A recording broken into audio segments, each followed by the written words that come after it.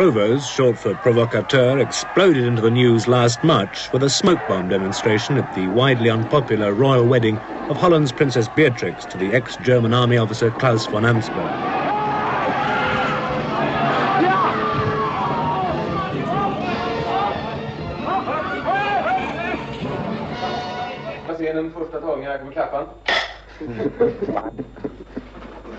And then we started. Do you think that we are going to all over Europe? Yes, everywhere where we have so many things like we have, you know, you see all the things, it's all genot, you know.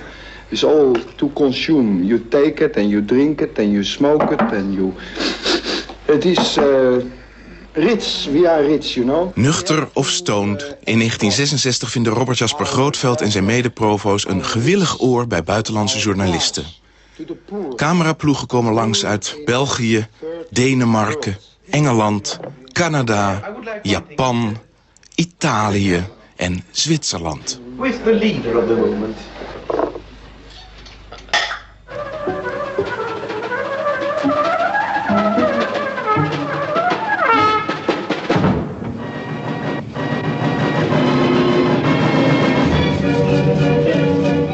Sous les 400 ponts d'Amsterdam, le temps glisse un peu plus vite qu'ailleurs. Le tourisme en vogue invente ici des prospectus révolutionnaires. Et pourquoi est-il devenu provo actif? Why are you being an active provo?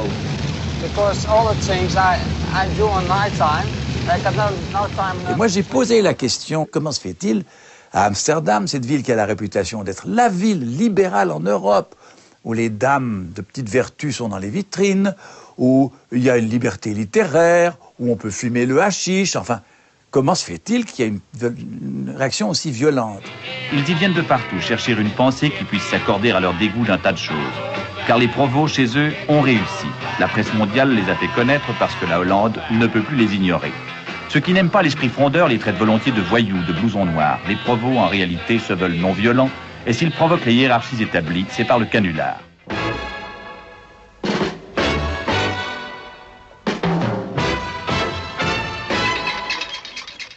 A happening in Holland by the Provos, today's rowdiest protest movement with a freer tomorrow for their cause. Beatniks? Or is there method in their madness? A happening is a happening is a happening is a happening is a happening, everything is happening.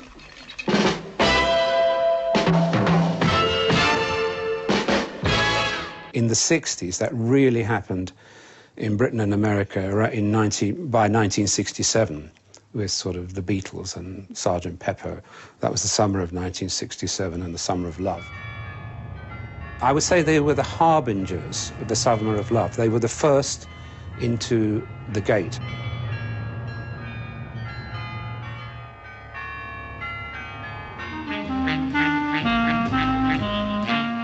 Jasper Grootveld's vision of the future may be naive, but simplicity is a big part of the Provos' appeal. The white bicycle was one of the most practical plans for reform. White bicycles freely available to anyone wanting to use them. Well, the old anarchist idea that property is theft and that nobody actually owned these bikes, that they belonged to everyone and no one, was really quite an intriguing suggestion. And I thought anybody who was capable of coming up with such an idea just had to be worth speaking to. There's all kind of gems on the canals and on the streets, narrow streets and so. And it's also very noisy.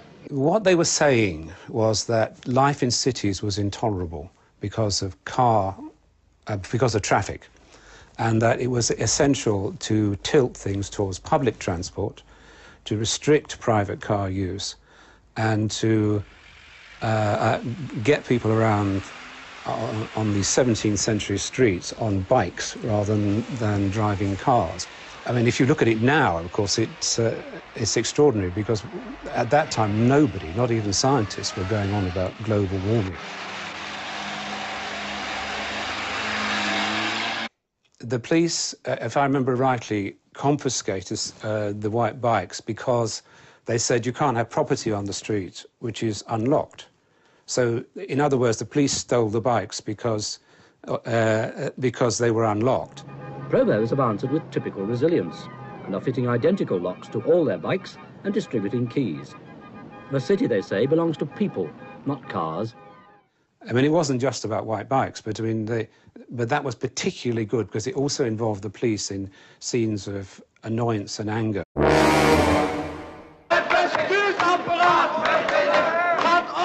Provos are a coalition of students, writers and artists. Happenings, the zanier the better, are the best means of Provo propaganda. Each Saturday night they hire a hall in Amsterdam to preach to the curious as well as the converted. Each week the audience gets bigger. Het is toch maar een druppel op een gloeiende plaat. Wat geeft het? Wat geeft het? Het is toch maar een druppel op een gloeiende plaat. Nog een bom en nog een bom wordt afgeschoten. Een beetje vent wordt geen agent.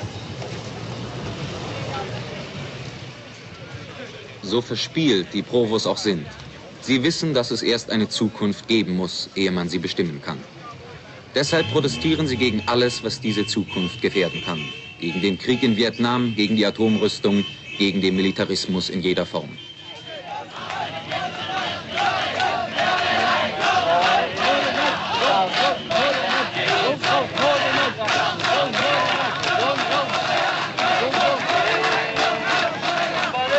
And they were absolutely brilliant at managing the media. I mean, they were, you know, if they'd gone to Madison Avenue and become public relations people, they would have retired. Well, they wouldn't have done that, but I mean, they were very, very clever at it.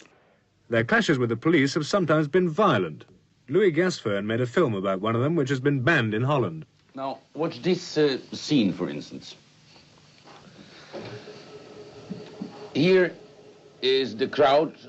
Maar er is wel een stukje film meegebracht. En of dat was dan nu door Provo zelf opgenomen, dat weet ik niet meer. Het was geloof ik een slaagsgeraken tussen Provo en de politie. En dat mocht in Nederland niet uitgezonden worden. En ze hebben dat meegegeven aan onze ploeg. En wij hebben dat in ons programma gelast. De politie wou dat dus niet. Dat ze het meegegeven hebben, dat wij die in ons programma gezet hebben. When you write a film schedule, as I'm sure you're aware, you simply cannot do it on the basis of people may or may not turn up, and it's very important for them to know what you want. I mean, not only why you want it and what you're trying to do, but like where you're going to be on Monday morning and who is doing what.